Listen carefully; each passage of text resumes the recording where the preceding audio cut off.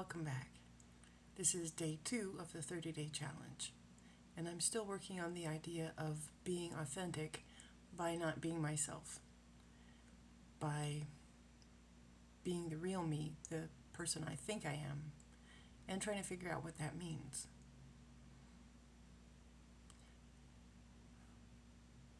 I found that what Thomas at Portal Creative said was true, that being more authentic on camera can help you be more authentic off camera. After I made my first video, I really surprisingly had a good day. And it wasn't that a lot of things went right, because they didn't. It's life. But I just happened to have a very pleasant experience with a family member that I hadn't been getting along with very well. And we had something to eat together, and we drove around a little bit and looked at my places to go to have a few minutes by myself, to read my Bible or to have something to eat. And it was just pleasant. And I can't remember the last time when I had a pleasant time like that. And I felt like I was able to be myself more.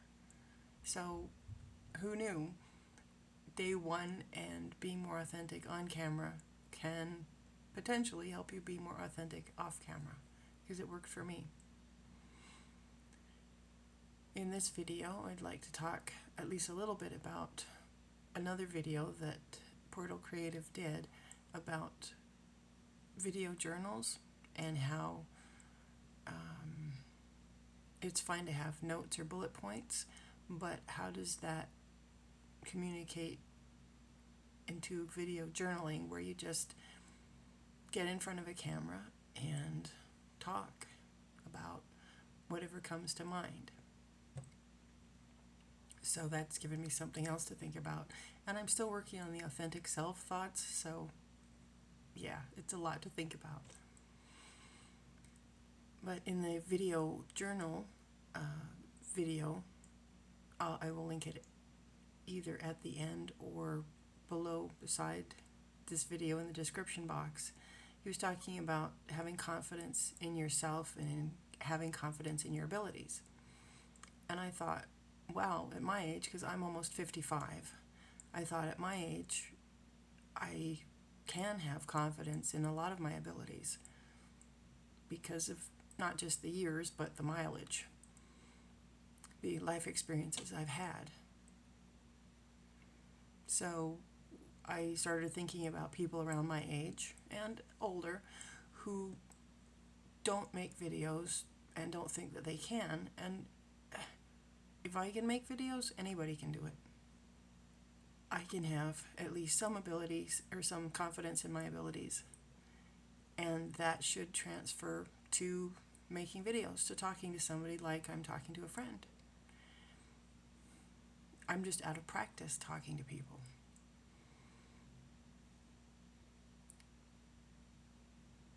And having a moment of silence to collect your thoughts is okay, and saying a few times is fine, but it's the getting started. It's the deciding to make that first video, and then the second, and then the third, and on you go. It just becomes more natural to get your lighting right and make sure that your tripod doesn't tip over and various other things. I think more things will become like a second nature. So I hope so. I would say to people who are my age, 55-ish, and a bit younger and older, that think of all the things that you've accomplished in life. Think of all the things that you can do. It's difficult to have confidence in your abilities as you get older. And I wonder sometimes if that's why people who are older don't tend to make videos.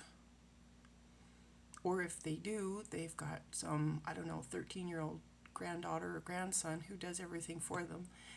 And yeah, I don't have a 13-year-old friend or relative to help me out with things, so I'm doing it on my own, and I'm aware that there are a lot of widows, so they're on their own, and they may or may not have their children or grandchildren in their lives, and there are also a bunch of us singles too.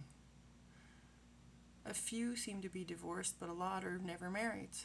So there are a fair number of us who don't have somebody to help us make videos or edit videos or do various other things. So we need to think about what we can do in life and remember things that we have done and we've done well. And we need to remember to have confidence. Remember that we can do this. We can do a lot of things. For example, if you can drive a tractor, I can.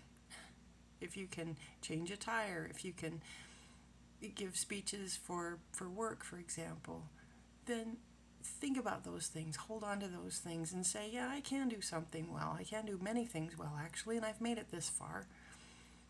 And then channel that into making a video. And it doesn't have to be about talking about, I don't know, whatever. You can, for example, show somebody in the world how to do something. Or if you're a specialist in some area, whether it's baking or microbiology or sewing, whatever it is, share that with the world, because for some of us, what we leave on video is probably all that's going to be left of us. And I'm really feeling that with friends and relatives who've died over the last 4 years. So many of them. And I look at what they've left behind, and for a lot of them, it's really not much.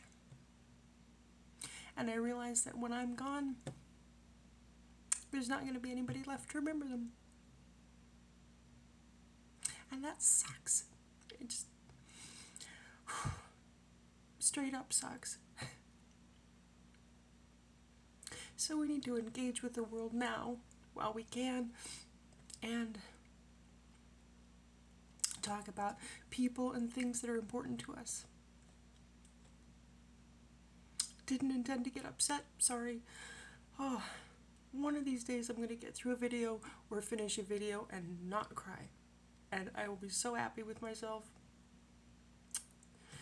Well, I've hit the 10-minute mark and gone beyond. So this is my 10 to 15 minute video for day 2. And I barely got talking about what I wanted to talk about video journals. Let's see. I wanted to mention that making a video, saying things out loud, can really help put things in a different perspective and can really help you to see things in your life in a different perspective. I know I did after I made the first couple of videos after I got back online, after being offline for almost 18 months. It wasn't until I watched the videos, and I mean, I hate watching the videos, but you have to try to figure out how to edit, shave a little bit off the front and the back at the end of the video for time and whatnot. But when I watched them, I thought, wow, I have been through a lot, and I'm still here. And I'm not as incompetent or stupid as I had become used to thinking I was. We can't listen to what other people say about us if it's not positive. Just let it go in one ear and out the other, and I need to take some lessons from the young me, from the me who was in her 20s and early 30s, who just didn't care what anybody thought, didn't care what anybody had to say, because if it wasn't positive, it went in one ear and out the other.